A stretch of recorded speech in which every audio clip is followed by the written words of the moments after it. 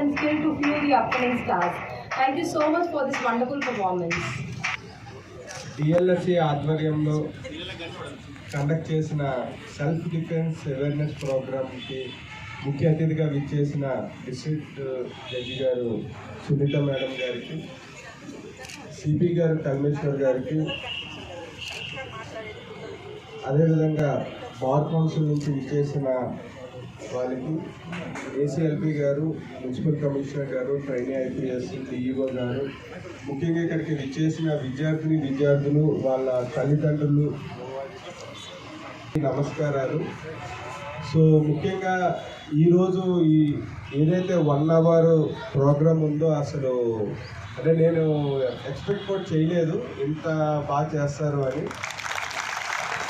నిన్న EJ madam గారు చెప్పారు, అంటే 1 మంత్ ట్రైనింగ్ అని, బట్ 1 మంత్లో చాలా ఎక్సలెంట్ పెర్ఫార్మెన్స్ ఉంది. సో ముఖ్యంగా ట్రైనర్ గారికి, అదేవిధంగా విద్యార్థులకు కూడా సో కంగ్రాచులేషన్స్, చాలా బాగా చేశారు.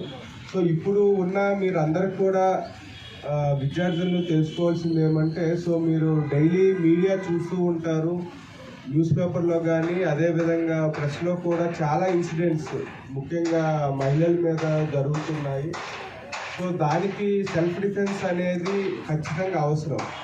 ఈవెన్ నేను డీజే మేడం గారికి కూడా చెప్తున్నాను, నాకు కూడా ఒక డాక్టర్ ఉన్నారు 10 years.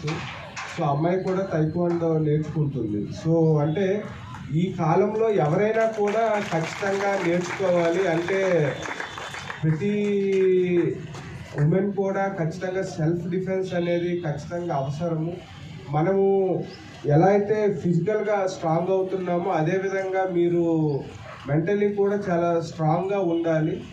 సో ఆల్రెడీ మనకి సెంట్రల్ గవర్నమెంట్ కానీ స్టేట్ గవర్నమెంట్ మహిళల గురించి చాలా లాస్ ఉన్నాయి, చాలా యాక్ట్స్ ఉన్నాయి. అవన్నీ మీకు తెలియకపోవచ్చు.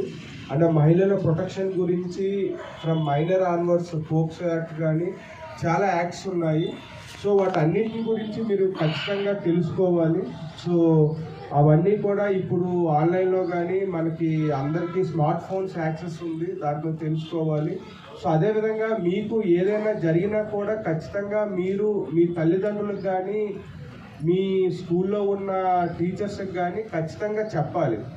అంటే ఫస్ట్ మనకి ఏదైనా అంటే అంటర్వర్డ్స్ ఇన్సిడెంట్ ఏమైనా జరిగినా కూడా మీరు ధైర్యంగా బయటికి వచ్చి ఇష్యూ చెప్తేనే తెలుస్తుంది.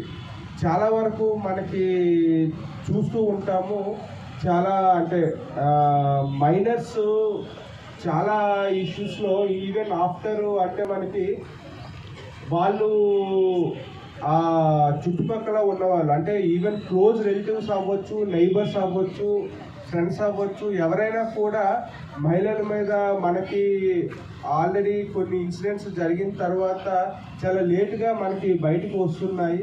సో ముఖ్యంగా ఏమంటే ఆ మహిళలు అనేది ఎవరైతే ఉన్నారో చాలా వరకు భయపడుతూ ఉంటారు.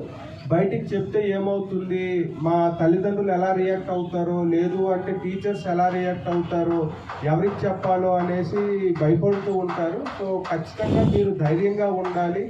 మనకి ఇంత పెద్ద వ్యవస్థ అంటే ఇప్పుడు మీరు పరేడ్ గ్రౌండ్లో ఉన్నారు, ఈ పోలీస్ వ్యవస్థ కానీ జ్యుడిషియరీ కానీ అందరు కూడా మీ రక్షణ గురించి ఉన్నారు. కాబట్టి ఖచ్చితంగా మీకు సెల్ఫ్ డిఫెన్స్ నేర్చుకోవడంతో పాటు మీకు కూడా ఏమైనా ఇష్యూస్ ఉన్నా కూడా మీరు ధైర్యంగా వచ్చి మీ ఫస్ట్ తల్లిదండ్రులకు కానీ వాళ్ళు ఏమైనా రెస్పాండ్ కాకపోయినా ఈవెన్ మీ స్కూల్లో టీచర్స్కి కానీ ఖచ్చితంగా కన్వే చేయండి. సో మీరందరూ కూడా జీవితంలో ఇలానే ధైర్యంగా ఈ 1 మంత్లో నేర్చుకున్నారు. మీరు ఇంకా బాగా ట్రైన్ అవ్వాలని కోరుకుంటున్నాను. మీరు జీవితంలో కూడా మంచి పొజిషన్కి వెళ్ళాలి, హ్యాపీగా ఉండాలని కోరుకుంటూ మీ అందరికి కూడా ఇంకోసారి నిన్న మనకి రిపబ్లిక్ డే జరిగింది. సో మీ అందరికి కూడా గణతంత్ర దినోత్సవ శుభాకాంక్షలు. నేను ఇదే గ్రౌండ్లో మనము రిపబ్లిక్ డే సెలబ్రేషన్ చేసుకున్నాము. సో ఈరోజు ఇంత మంచి ప్రోగ్రామ్ కూడా ఆర్గనైజ్ చేసినందుకు మరొకసారి డిఎల్ఎస్ఏ వారికి అభినందనలు తెలుపుకుంటున్నాము. ముఖ్యంగా డీజే మేడం గారు అయితే సో డిఎల్ఎస్ఏ తరఫున ఆల్మోస్ట్ మంత్కి మినిమం 1-2 ప్రోగ్రామ్స్ ఇలాంటివి కండక్ట్ చేస్తూ ఉంటారు.